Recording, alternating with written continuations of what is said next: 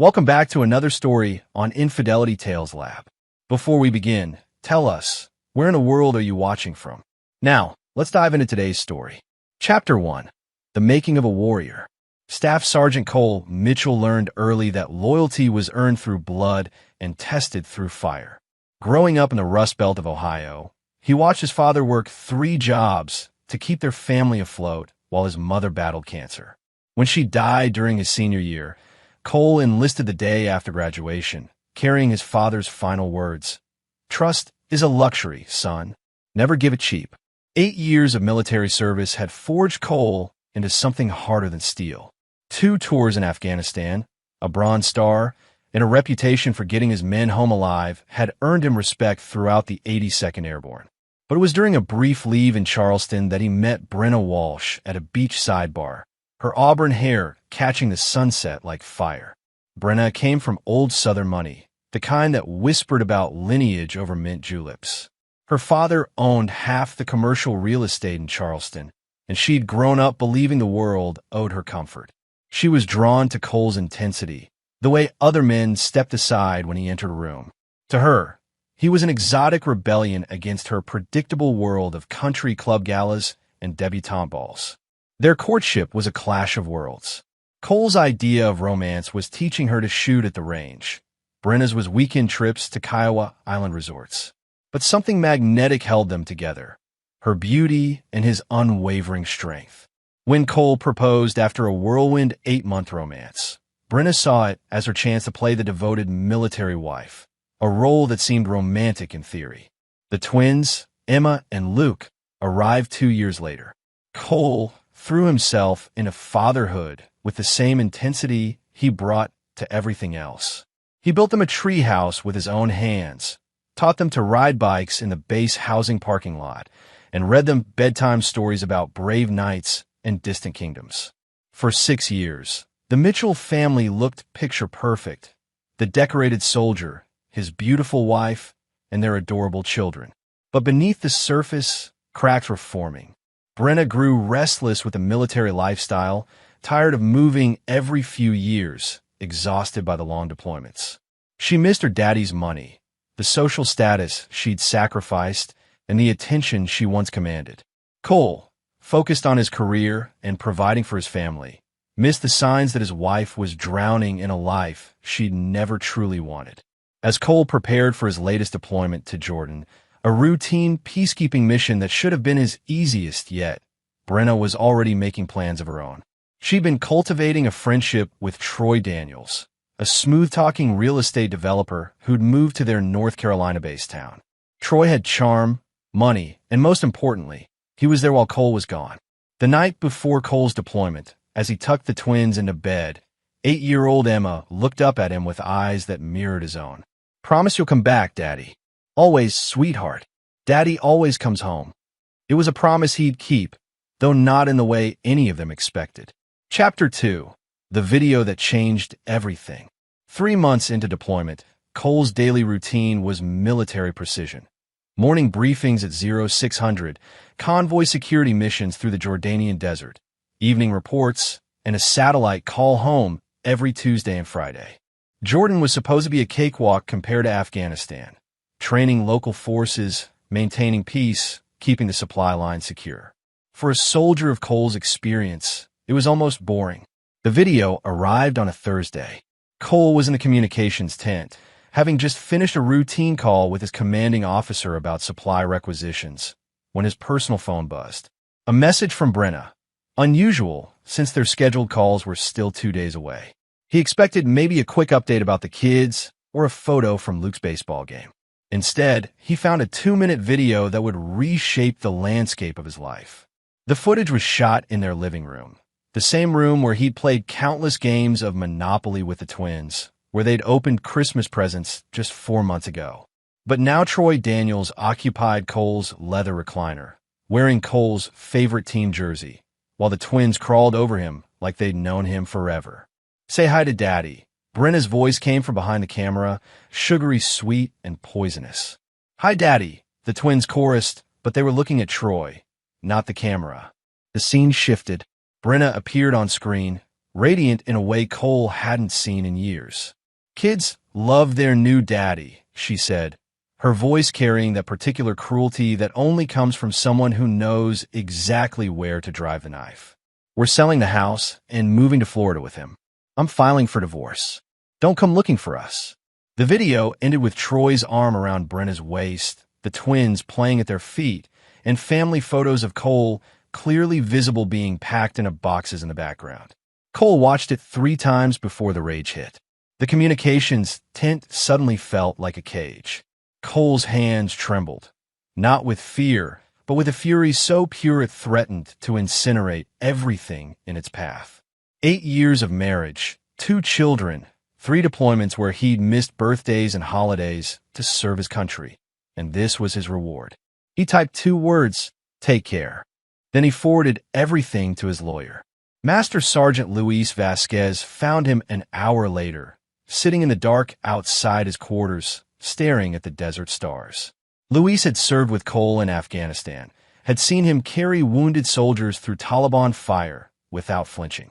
"Whatever it is, brother, we'll handle it," Luis said, settling beside him. Cole showed him the video. Luis watched in silence, his jaw tightening with each second. When it ended, he looked at Cole with something approaching fear. In 8 years of friendship, Luis had never seen that particular expression on Cole's face. "What do you need?" Luis asked simply. "Information," Cole replied. "And patience. When we get home, I'm going to destroy them both."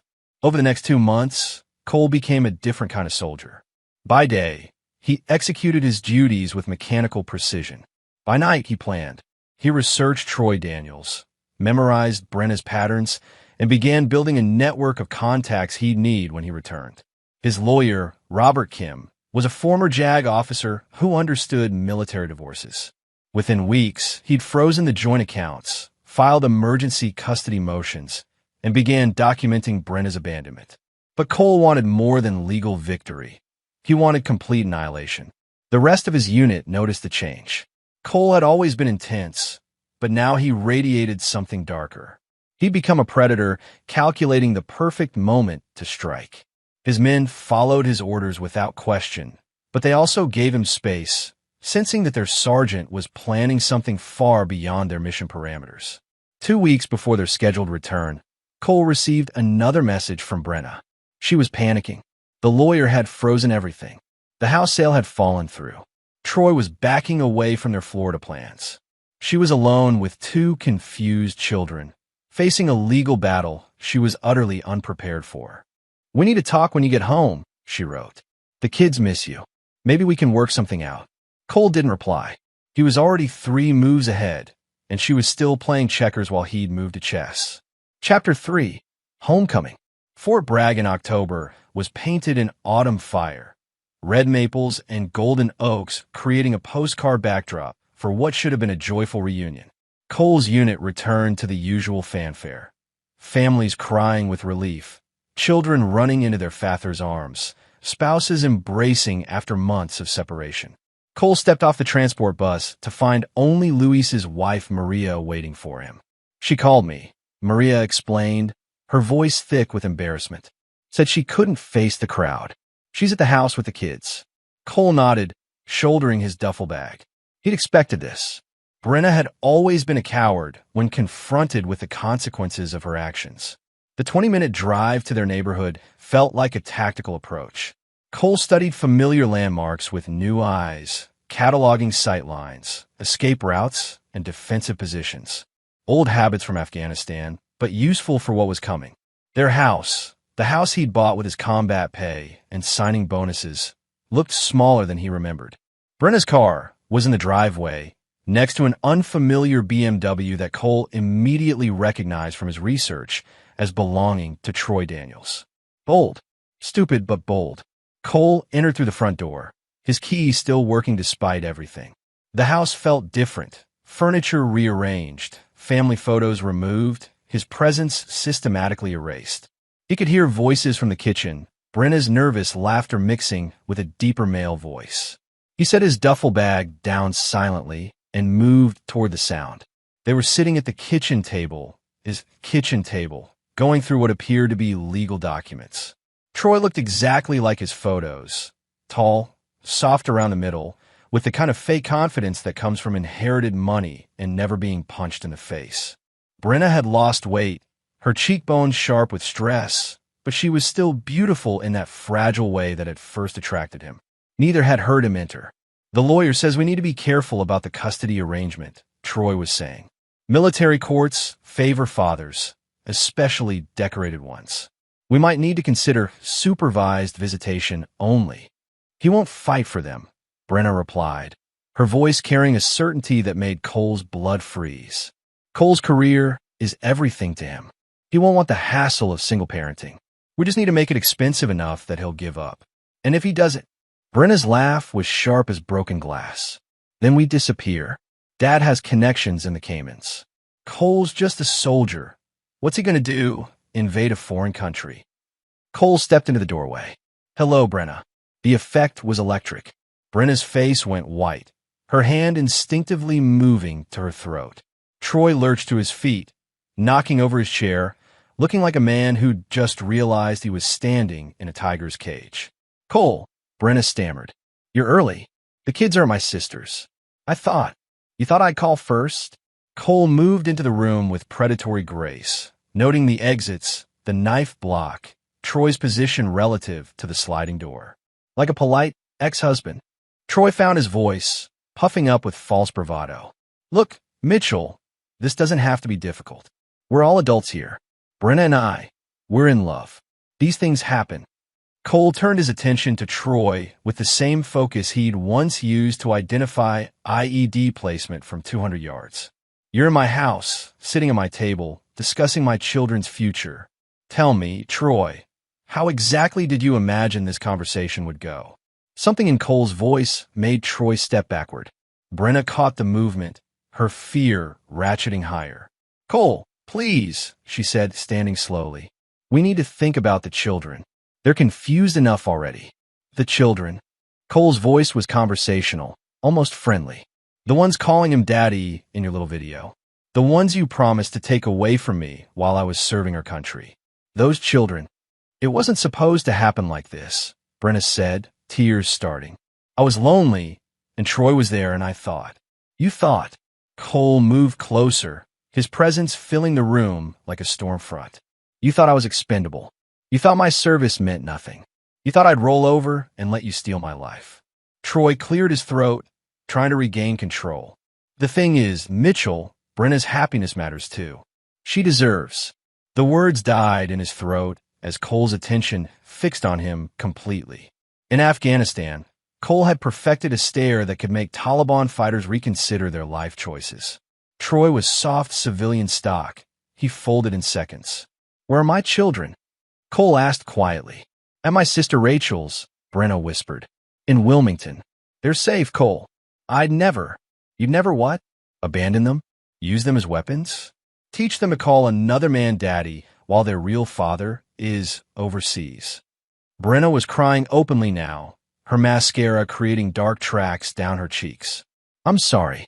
I know it looks bad, but I can explain." "No," Cole said simply. "You can't." He walked to the refrigerator, noting the absence of his favorite beer, the presence of Troy's organic juice blends. On the front, held by magnets, were drawings the twins had made. Stick figures of a family, but the daddy figure had been crossed out and replaced with a new one labeled Troy.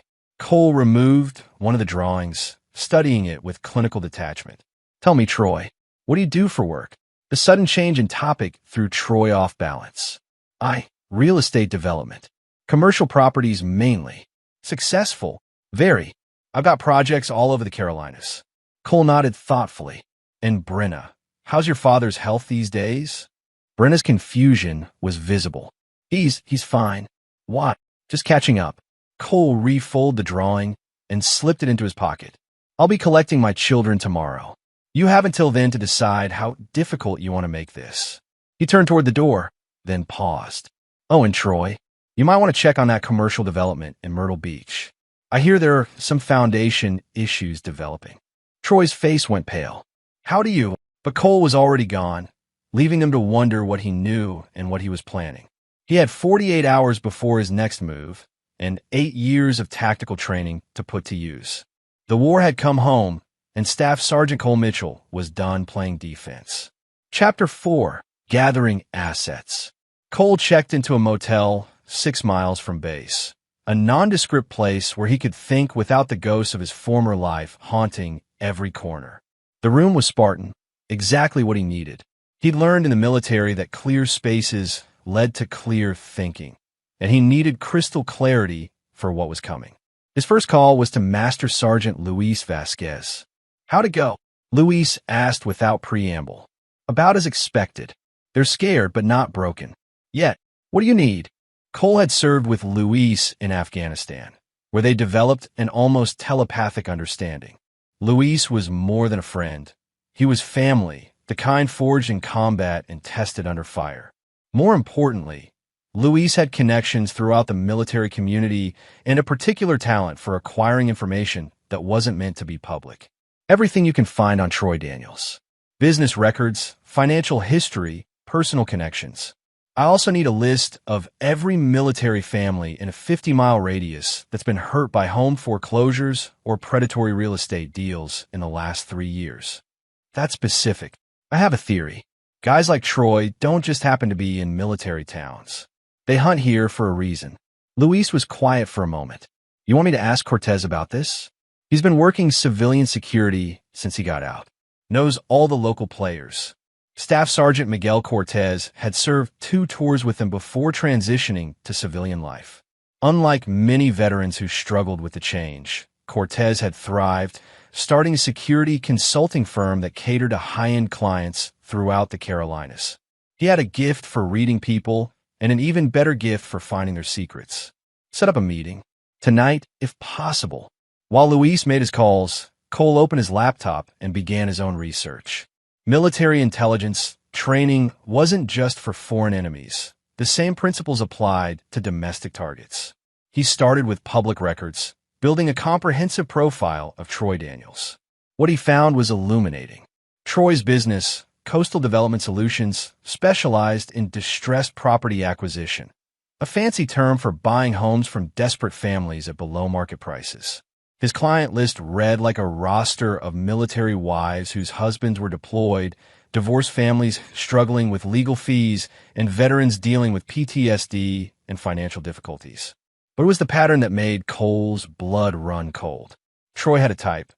Military spouses, usually attractive, usually vulnerable, usually with assets worth acquiring. Brenna wasn't his first conquest. She was his latest mark in a systematic campaign. Cole's phone buzzed with a text from Luis. "Cortez can meet at 2100. Bonefish Bar on Rayford Road. Come hungry." The Bonefish Bar was the kind of place that catered to off-duty soldiers and veterans. Dim lighting, strong drinks, and booths where conversation stayed private. Cole arrived first, choosing a corner table with clear sight lines to all entrances. Old habits. Cortez arrived precisely at 2100, followed by Luis. Miguel had put on weight since leaving the Army, but his eyes remained sharp, constantly scanning the room. He slid into the booth and got straight to business. "Luis told me you need information on Troy Daniels. I can tell you right now, that man's a parasite." "Explain." Cortez ordered a beer before continuing. 3 months ago, I got hired by a client, woman named Jennifer Santos, husband deployed to Kuwait. She comes home one day to find foreclosure notices, discovers her husband's been missing mortgage payments because someone convinced her to refinance through a shell company. Guess who's connected to that shell company? Troy. Bingo. But here's the interesting part. Jennifer Santos is drop-dead gorgeous, just like your wife. And Troy made a very personal effort to help her through her financial difficulties. Cole felt pieces clicking into place. How many others? That I know of? At least 6 in the last 2 years. All military wives, all attractive, all financially vulnerable. Troy's method is simple. He identifies targets, creates or exploits financial pressure, then moves in as the white knight savior. Sometimes it's romance, sometimes it's just business, but he always gets what he wants. Luis leaned forward. "There's more.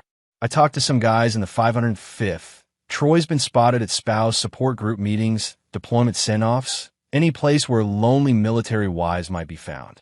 He's hunting. And the authorities? Cortez shook his head. Everything he does is technically legal. Aggressive, predatory, but legal.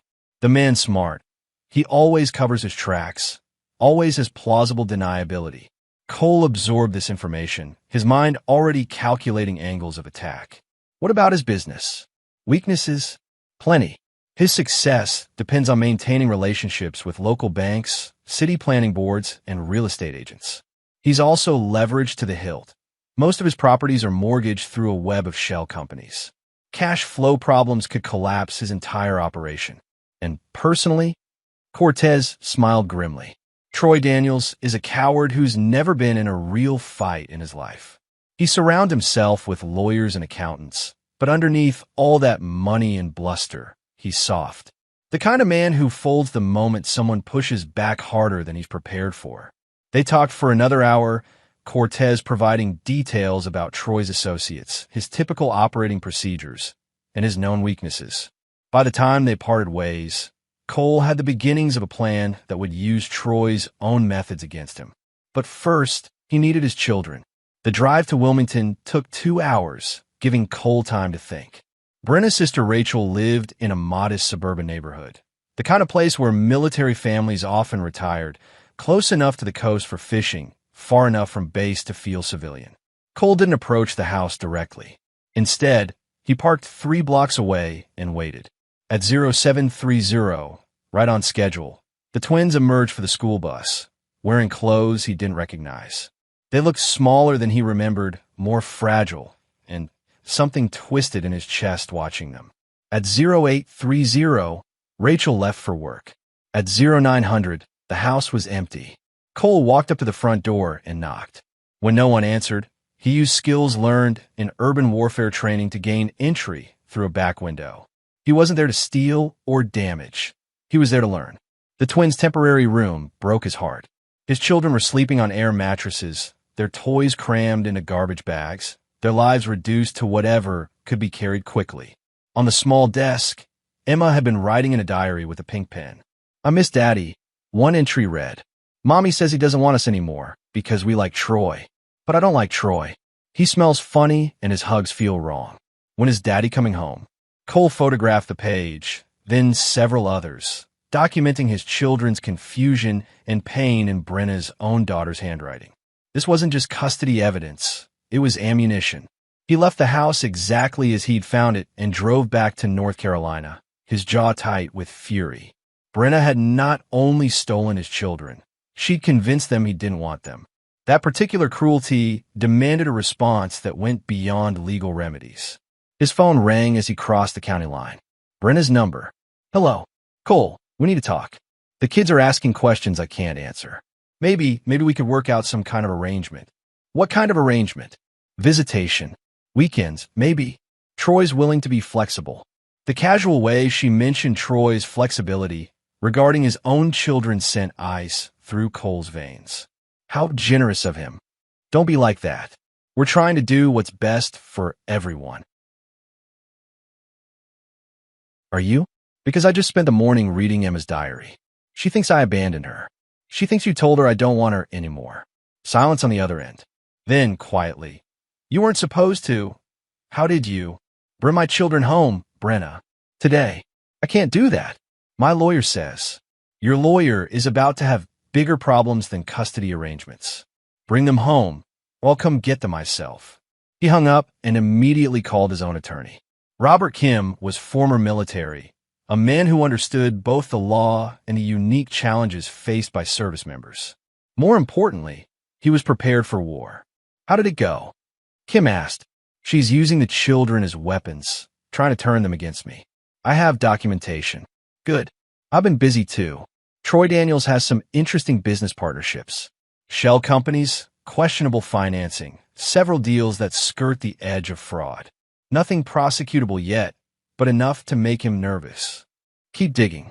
I want everything: business associates, financial records, personal habits. If he's done this to other military families, I want names and evidence." That might take some time. Cole stared out at the highway, thinking about Emma's diary, about his children sleeping on air mattresses, about Brenna's casual cruelty. Times one thing I've got plenty of. Troy Daniels is about to learn the difference between fighting civilians and fighting soldiers. The pieces were in place. Now came the hard part: execution. Chapter 5, Building the Trap. Cole's motel room had been transformed into a makeshift command center. The walls were covered with photographs, timelines, and maps. To an outside observer, it might have looked like the obsession of a madman. To anyone with military intelligence training, it was a textbook operation planning center. 3 days had passed since his ultimatum to Brenna.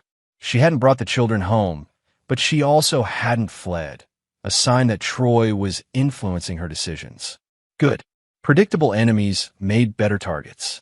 Luis arrived at 0600 with coffee and intelligence updates. Cortez came through. Troy's got a meeting today with Pinnacle Bank about refinancing his Myrtle Beach project. Same bank that holds mortgages on half the military housing in the area. Timing, 1000 hours. Downtown branch. Cole studied the bank's location on his map. Perfect. What about the other thing? Luis grinned. Jennifer Santos is very interested in talking. Turns out she's been documenting Troy's activities since her foreclosure. She's got recordings, emails, financial documents, everything. Willing to go public. More than willing. She wants blood. Cole made a note on his timeline. And Sergeant Williams? He's in. Lost his house to one of Troy's shell companies 6 months ago while he was in Iraq. Wife couldn't handle the stress, filed for divorce, took the kids to Oregon. He's got nothing left to lose. Staff Sergeant Derek Williams was a demolitions expert whose family had been destroyed by Troy's business practices. He was also the kind of soldier who understood that some battles couldn't be fought with regulations and proper channels. Cole needed men like Williams for what was coming. At 0930, Cole was positioned outside Pinnacle Bank, watching Troy arrive in his BMW. The man looked confident, well-rested, probably thinking he'd weathered the worst of Cole's anger. He was about to learn otherwise. Cole waited until Troy was inside before making his call. Pinnacle Bank, this is Janet. Janet, this is Staff Sergeant Cole Mitchell. I need to speak with your security department about a potential fraud investigation involving one of your customers. Oh my, let me transfer you to Mr. Henderson. Tom Henderson, the bank's security chief, was a former MP who'd served 2 tours in Iraq. He knew Cole's reputation and was willing to listen when a decorated soldier called with concerns about criminal activity. What kind of fraud are we talking about, Sergeant? Predatory lending schemes targeting military families. I have documentation showing a pattern of exploitation using shell companies and falsified financial information. The perpetrator is in your building right now. Cole spent 10 minutes outlining Troy's activities, mentioning specific cases that Henderson could verify. By the time he finished, the security chief was taking detailed notes. I can't stop his meeting, Henderson said, but I can flag his accounts for review. If what you're telling me is accurate, we've got liability issues. I'll have complete documentation to you by close of business today. But Tom, you might want to check his collateral claims very carefully. I suspect you'll find some interesting discrepancies. Cole hung up and waited. 30 minutes later, Troy emerged from the bank looking considerably less confident. His phone was already ringing, probably frantic calls from business partners wondering why their financial records were suddenly being scrutinized. Phase 1 complete. That afternoon, Cole met Jennifer Santos at a coffee shop near the base. She was exactly as Cortez had described, attractive, intelligent, and furious. She brought a briefcase full of documentation that painted a devastating picture of Troy's methods. He targeted me specifically, she explained, sliding a folder across the table. Showed up at a spouse support meeting, introduced himself as someone who helped military families in financial distress. Within a week, he convinced me that my husband's deployment pay wasn't enough to cover our mortgage. Cole reviewed the documents. Troy had systematically undermined Jennifer's confidence in her family's finances, created artificial urgency about refinancing, then directed her to a shell company that charged predatory rates. When she couldn't make the new payments, Troy's associates had foreclosed, buying the house at auction for 30 cents on the dollar. How many others know about this? I've been in contact with 8 other families. All the same pattern: military wives targeted during deployments, financial pressure applied, assets stripped away. Troy's been running this scam for years. Will they testify? Jennifer's smile was sharp as a blade. They're ready for war. That evening, Cole assembled his team at an abandoned warehouse outside Fayetteville. Luis and Cortez had recruited carefully. 5 men, all veterans, all with personal reasons to hate Troy Daniels. Derek Williams brought demolitions expertise. Tony Reeves brought surveillance equipment. Marcus Chun brought computer skills that bordered on black magic. "Gentlemen," Cole began, his voice carrying the authority of a man who'd led soldiers through combat. "What we're planning isn't strictly legal. Anyone uncomfortable with that can leave now, no questions asked." No one moved. Cole activated a projector, displaying Troy's photograph. Troy Daniels has built his fortune by exploiting military families. He identifies targets, creates financial pressure, then moves in to steal their assets. He's done this to dozens of families, including some of ours. He clicked to the next slide, a timeline of Troy's activities. His operation depends on secrecy, intimidation, and the assumption that military families won't fight back. He's about to learn that assumption was a mistake. The next slide showed a detailed map of Troy's business locations, residential address, and regular haunts. Our objective is simple: complete destruction of his operation and personal life. We're going to use his own methods against him, but we're going to be more thorough than he ever was. Williams raised his hand. Rules of engagement. Cole's expression hardened. No permanent physical harm unless he escalates first. Everything else is fair game. Financial ruin, professional destruction, personal humiliation, all authorized. Questions? Chin spoke up. What about your custody situation? Phase 1 of the operation. Once Troy's empire starts crumbling, Brenna will realize she backed the wrong horse. The children come home, then we finish what we started. For the next 2 hours, they refine their plan. Chun would hack Troy's business computers, gathering evidence of fraudulent activities. Reeves would conduct surveillance, documenting Troy's daily routines and personal relationships. Williams would handle the more aggressive aspects of financial pressure. Nothing illegal, but certainly intimidating. As the meeting broke up, Luis pulled Cole aside. "You sure about this? Once we start, there's no going back." Cole thought about Emma's diary, about his children sleeping on air mattresses, about Brenna's casual cruelty. Troy Daniels declared war on military families. He just never expected us to fight back. And if Brenna doesn't cooperate once Troy's out of the picture? Cole's smile was colder than Afghan winters. "Then she'll learn that I treat all my enemies the same way, regardless of our history." The next morning, Cole received a call from Robert Kim. "I've got news about your custody case. Brenna's lawyer wants to negotiate." What changed? Apparently, Troy's having some business difficulties. Something about banking relationships and regulatory scrutiny. Funny how these things happen. Cole allowed himself a small smile. What's their offer? Joint custody, alternating weeks. They're also willing to discuss mediation instead of a trial. Counteroffer: full custody to me, supervised visitation for her. Take it or leave it. Cole, that's non-negotiable.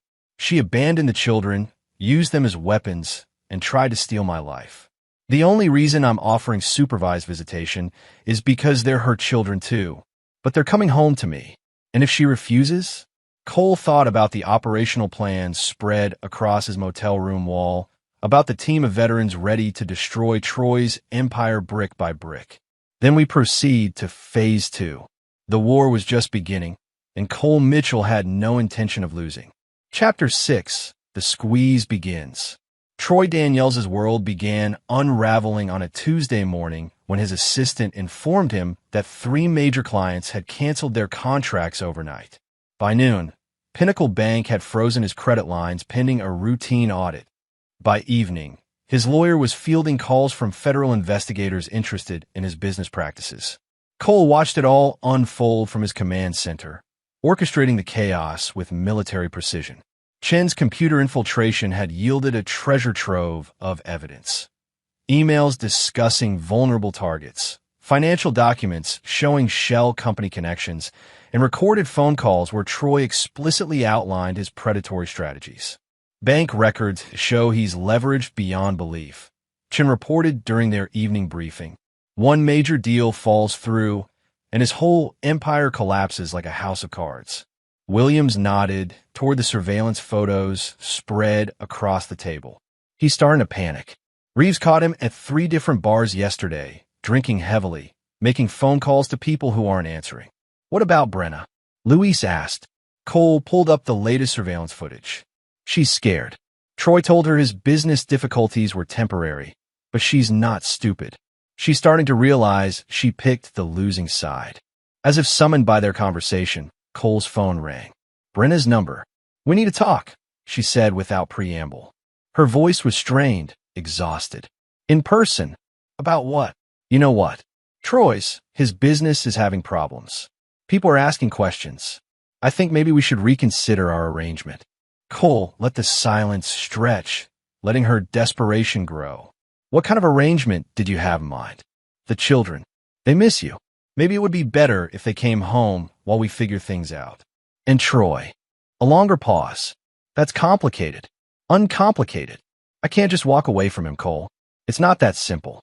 Cole's voice dropped to Arctic levels. You walked away from me easily enough. While I was serving our country, you made your choice. Now you want to renegotiate because your new boyfriend's empire is crumbling. It's not like that. It's exactly like that. You're a parasite, Brenna.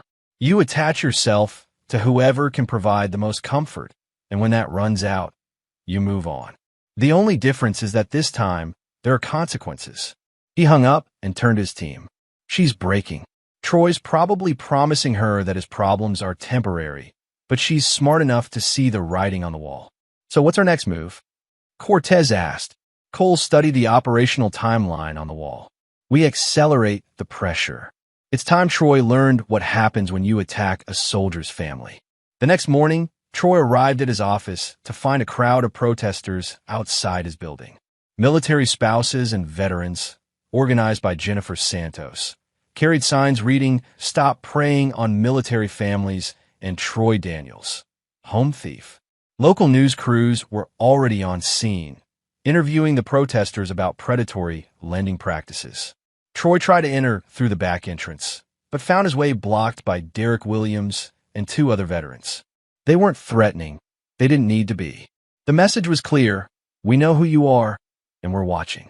Inside his office, Troy discovered that his computer systems had been compromised by a security breach.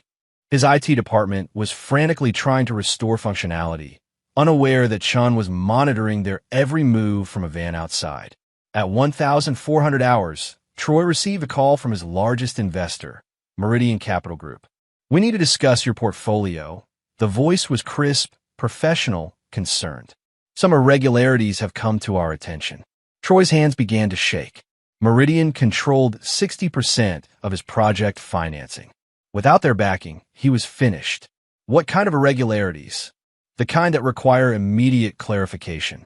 We'll need to see all your books, all your client records, and detailed explanations for several questionable transactions. Our auditors will be there tomorrow morning. The line went dead.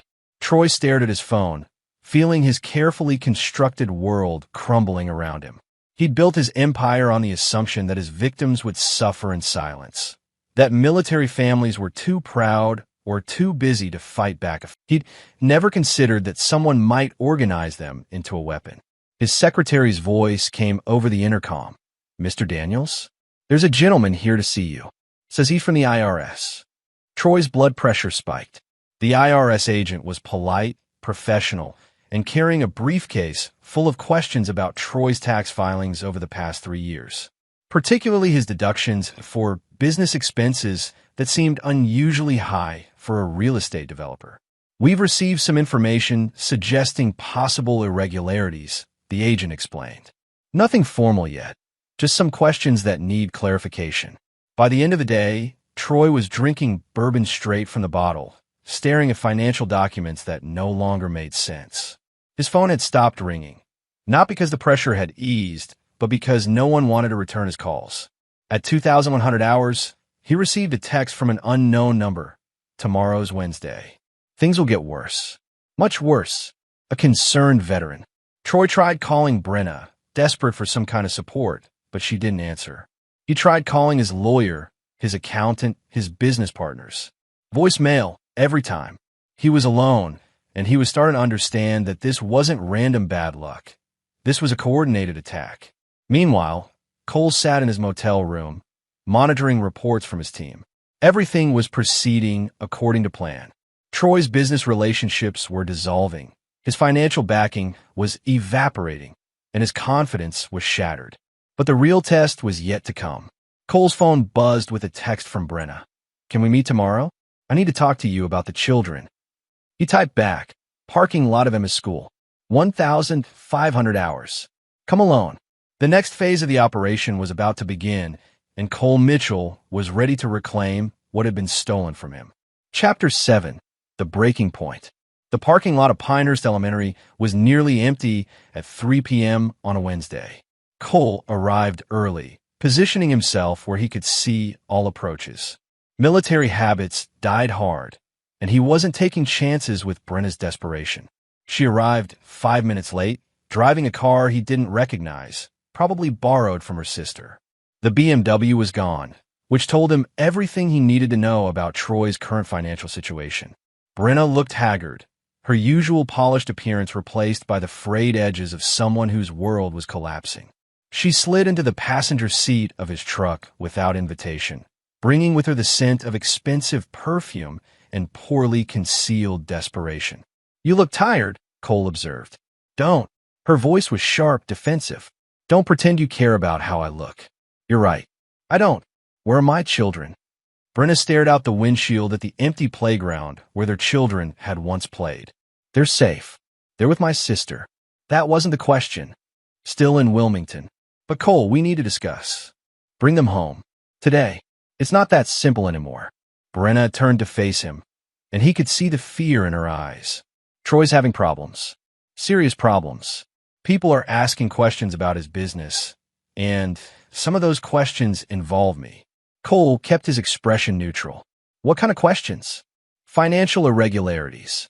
The house sale, the mortgage transfers, even the deposits he made into my account. Everything's being investigated.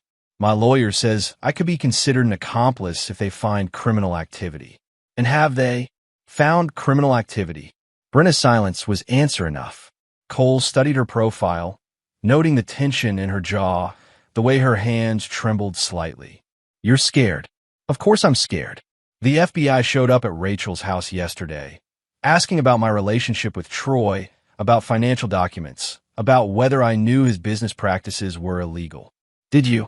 The question hung in the air between them like a blade. Brenna's expression shifted through several emotions: guilt, defiance, resignation. "I suspected," she admitted finally. "Some of the things he said about other military wives, the way he talked about opportunities when husbands were deployed.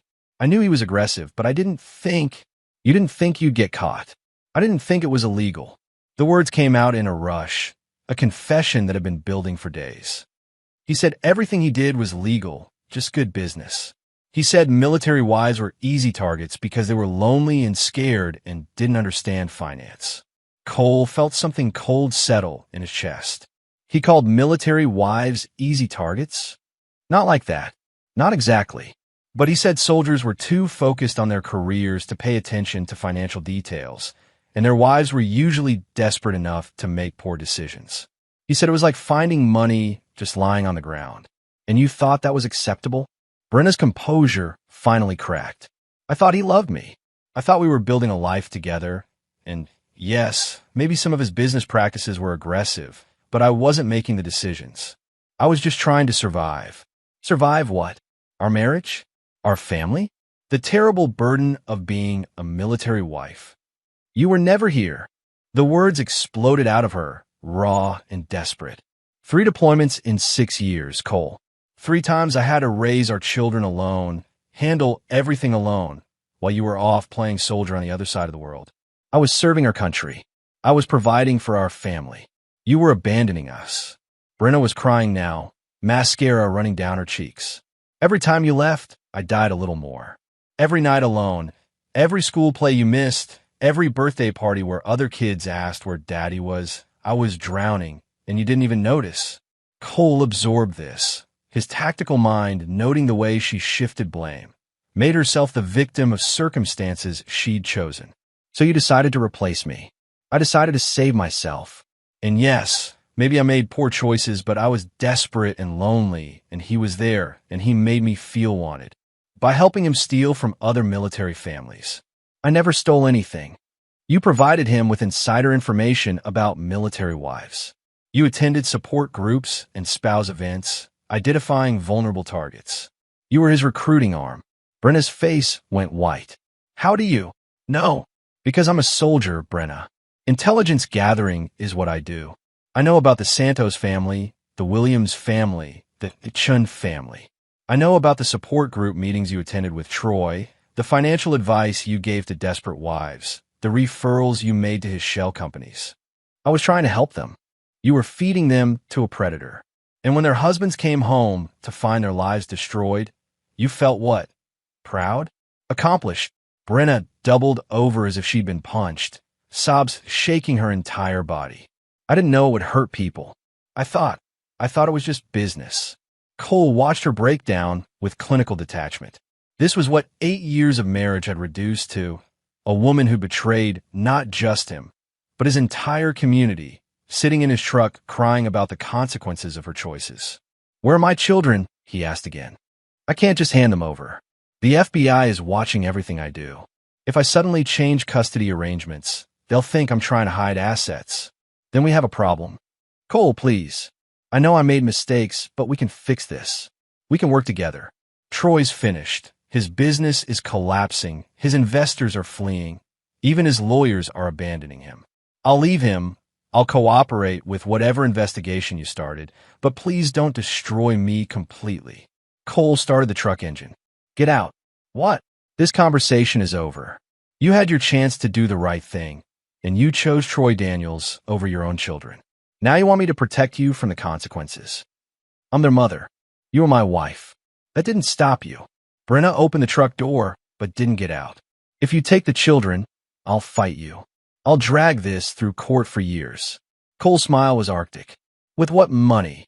Your boyfriend's empire is ashes. Your father's businesses are about to face regulatory scrutiny. Your sister's house is mortgaged through one of Troy's shell companies. How long before that gets called in? The color drained from Brenna's face. You wouldn't.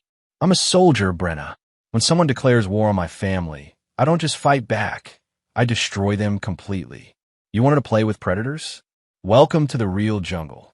She stumbled out of the truck, staring at him through the window with something approaching terror. Cole put the vehicle in drive and pulled away, leaving her standing alone in the empty parking lot. His phone rang before he'd gone 2 blocks. Luis, we've got a problem. Troy just showed up at your house with 2 men. Armed men. Cole's blood turned to ice. Brenna said the children are in Wilmington. Then what's he doing at your place? Cole accelerated toward home, his mind racing through possibilities. Troy was desperate, cornered, and running out of options. Desperate men did desperate things. ETA 7 minutes. Call the others. If Troy wants to escalate this, we'll accommodate him. The war was about to enter its final phase, and Cole Mitchell was ready to finish what Troy Daniels had started. Chapter 8. The Reckoning.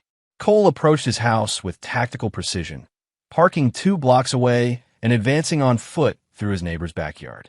The presence of armed men changed everything. This was no longer about business rivalry or custody disputes. This was about survival. Troy's BMW sat in the driveway next to a black SUV with tinted windows. Through his bedroom window, Cole could see shapes moving inside his house. His training kicked in automatically. Assess threats, identify escape routes, neutralize hostile forces. His phone buzzed with a text from Luis, in position. Chin his eyes on the back. Williams covering the side street. Give us the word. Cole crept closer, using the fence line for concealment. Through the kitchen window, he could see Troy pacing frantically while 2 men in suits searched through his belongings. They weren't law enforcement. Their movements were too aggressive, too invasive. These were private security, the kind hired to intimidate rather than arrest. Another text, this time from Chen, recognized one of the guys. Marco Vega, enforcer for Meridian Capital. The others probably similar. Cole's jaw tightened. Meridian Capital, Troy's primary investor, the company that had frozen his accounts. This wasn't about custody or personal revenge anymore. Troy owed serious money to serious people, and he was desperate enough to involve Cole's family in his mess. Cole's phone rang. Troy's number.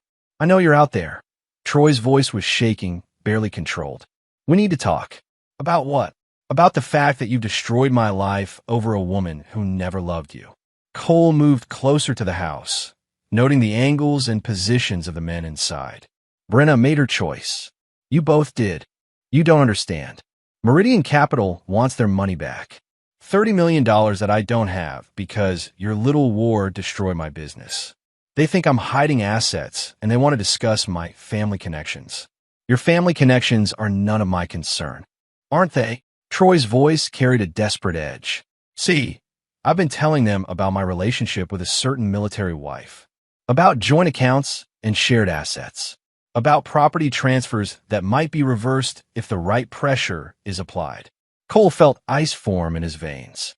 If you're threatening my children, I'm not threatening anyone. I'm explaining reality. These men want to recover their investment, and they're very creative about finding hidden assets. Military benefits, combat pay, death benefits, all potentially recoverable if they can prove fraud or conspiracy. Cole could see Troy through the window now, phone pressed to his ear, gesturing wildly to the men who were dismantling his living room. The men who were searching for evidence that could tie Cole to Troy's fraudulent schemes. Here's what's going to happen, Troy continued. You're going to call off your dogs. You're going to fix what you broke. And you're going to help me explain to these gentlemen that your family has nothing to do with my business difficulties. And if I refuse, then Meridian Capital discovers that a decorated military officer has been conducting vigilante operations against legitimate businessmen. They discover that your wife was involved in property transfers that saved their marriage assets from creditors. They discover that your children are living with money that rightfully belongs to their investors. Cole closed his eyes, calculating options. Troy was desperate enough to drag innocent people into his mess, but he was also making a critical error. He thought Cole would choose his family's safety over justice. He'd forgotten that Cole was a soldier.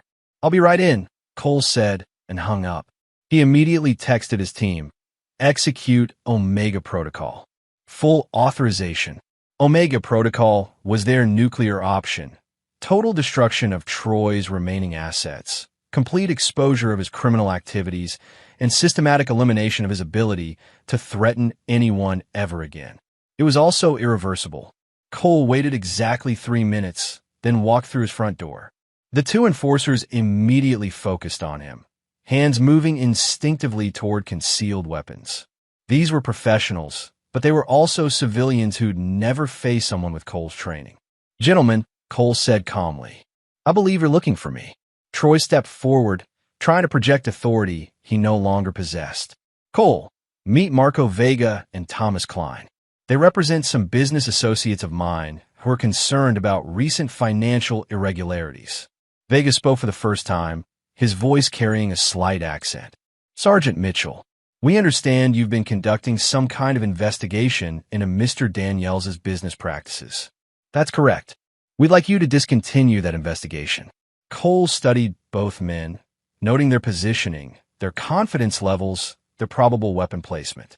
And if I refuse? Klein stepped forward. Then we discuss alternative approaches to asset recovery. Military families have unique vulnerabilities, deployment schedules, financial pressures, children in public schools. The threat was subtle but unmistakable. Cole felt the familiar calm that came before combat, the crystalline clarity that had kept him alive through 2 tours in Afghanistan. I see. And what exactly do you think I can do for you? Troy's relief was visible. Call off your investigation. Fix the damage to my business relationships. Help me explain that my personal problems don't affect my financial obligations. Interesting proposal. Cole moved deeper into the room, ostensibly relaxing, but actually positioning himself for optimal engagement angles. There's just one problem. What's that? Vega asked. You're in my house, threatening my family, because you believed a liar and a thief. The atmosphere in the room shifted instantly. Vega and Klein tensed, recognizing the change in Cole's demeanor. Troy stepped backward, suddenly aware that his negotiating position wasn't as strong as he believed. Troy didn't tell you everything. Cole continued conversationally. He didn't mention that his business was built on defrauding military families. He didn't mention that every asset you're trying to protect was stolen from soldiers and their wives. And he certainly didn't mention that the FBI has been building a case against him for 3 months. Troy's face went pale. That's not true. Cole smiled coldly. Chun, are you recording this? A voice came from Cole's phone, which he'd left connected to a conference call. Every word. The FBI field office has been very interested in today's activities. Vega and Klein exchanged glances, professional criminals recognizing a setup when they saw one. Mr. Vega, Cole said, still conversational, I assume you're aware that threatening military personnel is a federal crime? And Mr. Klein, how do you feel about conspiracy charges? Both men were reaching for their weapons when the front door burst open. Luis, Williams, and 2 other veterans entered with overwhelming force, armed and moving with military precision. Chen came through the back door, simultaneously cutting off retreat. The enforcers found themselves surrounded by men who'd survived actual combat, men who didn't intimidate easily and didn't negotiate with terrorists. Drop your weapons, Luis commanded, his voice carrying absolute authority. The standoff lasted exactly 5 seconds before Vega and Klein recognized they were outgunned and outmaneuvered. They placed their weapons on the floor and stepped back with their hands visible. Troy looked around the room with growing horror, finally understanding that he'd walked into a trap. Mr. Daniels, Cole said, his voice still calm, you made a critical error. You thought I was fighting for money or pride or revenge. You thought you could threaten my family and I'd back down like a civilian. Cole, please. But I'm not a civilian. I'm a soldier. And when someone threatens my family, I don't negotiate.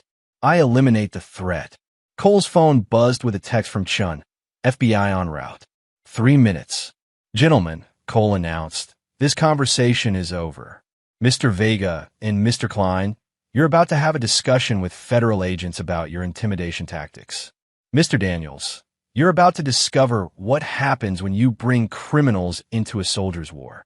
Troy collapsed into Cole's recliner, the same chair where he'd posed in the video that started everything. You've destroyed me. Everything I built, everything I worked for, gone.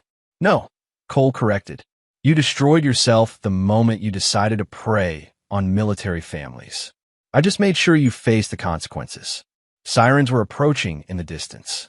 Cole looked around his living room, his space that had been violated, his sanctuary that had been turned into a battlefield, and felt a cold satisfaction settle in his chest. The war was almost over. There was just one last enemy to defeat. Chapter 9. Absolute Victory. 6 months later, Cole stood in the same courthouse where his divorce had been finalized, but this time he wasn't alone. Emma and Luke flanked him on either side, holding his hands as they waited for the final custody hearing. The children had been home for 4 months now, and the change in them was remarkable. They were laughing again, sleeping through the night, calling him Daddy instead of by his first name. Brenna sat across the courtroom with her court-appointed attorney, a tired-looking public defender who'd drawn the short straw. She looked smaller than Cole remembered, diminished by months of legal battles and financial ruin. The designer clothes were gone, replaced by department store business attire. The confidence that had once defined her had been stripped away layer by layer. Troy Daniels wasn't in the courtroom. He was in federal prison, serving a 10-year sentence for wire fraud, conspiracy, and racketeering. The FBI investigation that Chun had referenced during their confrontation had been very real. Cole's team had simply accelerated the timeline and provided additional evidence. Meridian Capital had cut all ties with Troy the moment federal charges were filed, leaving him completely alone to face the consequences of his actions. The enforcers, Vega and Klein, had received 5-year sentences for intimidation and conspiracy. Their cooperation with federal investigators had reduced their sentences, but it had also provided prosecutors with detailed information about Troy's entire criminal network. "All rise," the bailiff announced. The Honorable Judge Patricia Hawkins presiding. Judge Hawkins was a veteran herself, former Navy JAG, and she made it clear during preliminary hearings that she had little patience for parents who used children as weapons in their personal wars. "Be seated," she said, reviewing the file before her. "We're here today for a final custody determination in the matter of Mitchell versus Mitchell. I've reviewed all the evidence, testimony, and recommendations. Before I make my ruling, I want to address something directly." She looked first at Cole, then at Brenna. "This case has involved some of the most disturbing behavior I've seen in 20 years on the bench. We have documented evidence of child abandonment, emotional manipulation, financial fraud, and conspiracy with criminal elements. We also have evidence of a military father who served his country honorably while his family was systematically destroyed by predators." Brenna's attorney started to speak, but Judge Hawkins held up a hand. "I'm not finished. Mrs. Mitchell, your actions over the past year represent a comprehensive betrayal of your family, your community, and your responsibilities as a mother. You abandoned your children to pursue a relationship with a criminal. You used your knowledge of military families to help that criminal identify and exploit vulnerable targets. When confronted with the consequences of your actions, you attempted to use your children as bargaining chips." Brenna was crying silently, her head bowed. "Mr. Mitchell," the judge continued, "your response to your family's betrayal was methodical, thorough, and completely within your legal rights. You documented evidence, you worked within the system, and when criminals threatened your children, you protected them using appropriate force and legal channels." Judge Hawkins referred to her notes. "The custody recommendation is straightforward. Full physical and legal custody is awarded to Sergeant Mitchell. Mrs. Mitchell is granted supervised visitation rights, 1 afternoon per month, pending successful completion of court-mandated counseling and community service." "Your Honor," Brenna's attorney protested, "my client has been cooperating with authorities, and she's attempted to rebuild her relationship with her children." "Your client," Judge Hawkins interrupted, "participated in crimes that destroyed multiple military families. She abandoned her children and attempted to manipulate them against their father. The supervised visitation is generous under the circumstances." Cole squeezed his children's hands. Emma looked up at him with those green eyes that mirrored his own and whispered, "Does this mean we get to stay with you forever?" "Forever," Cole confirmed. As they left the courthouse, Luis was waiting by Cole's truck with a satisfied grin. "How does it feel to win completely?" Cole considered the question while helping the twins into their car seats. Troy was in prison, his criminal network dismantled. Brenna was facing years of legal and financial consequences. The military families who'd been victimized had received restitution from seized assets. His children were home and healing. "It feels like justice," he said finally. "What about Brenna? You think she'll try to fight the custody decision?"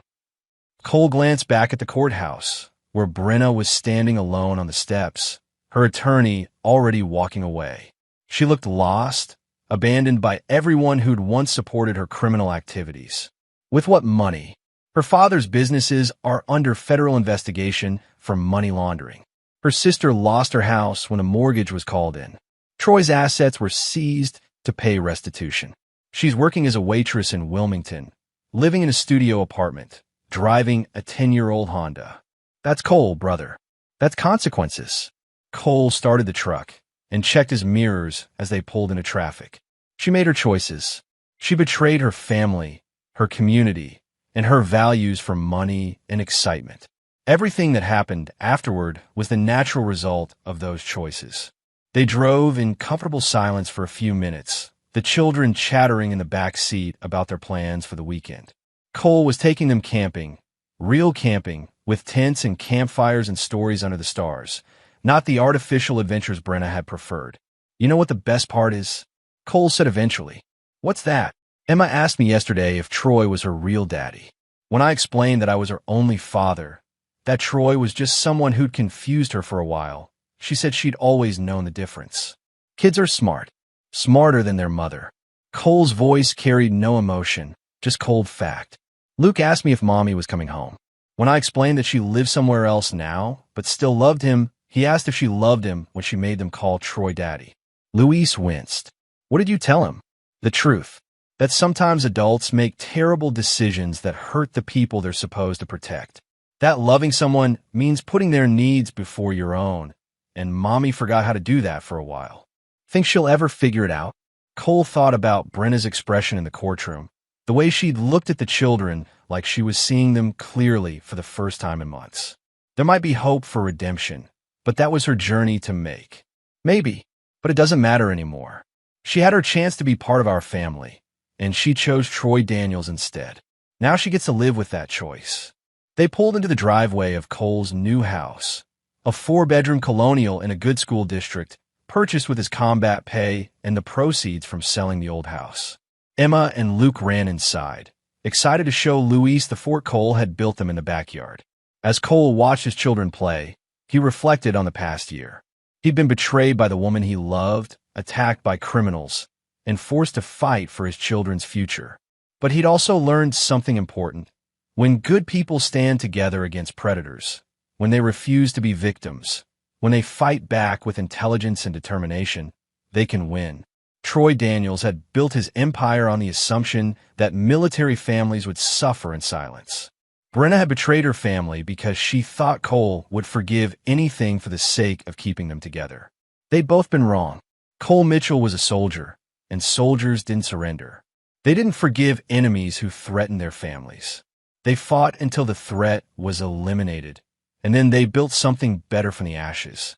His phone buzzed with a text from Jennifer Santos.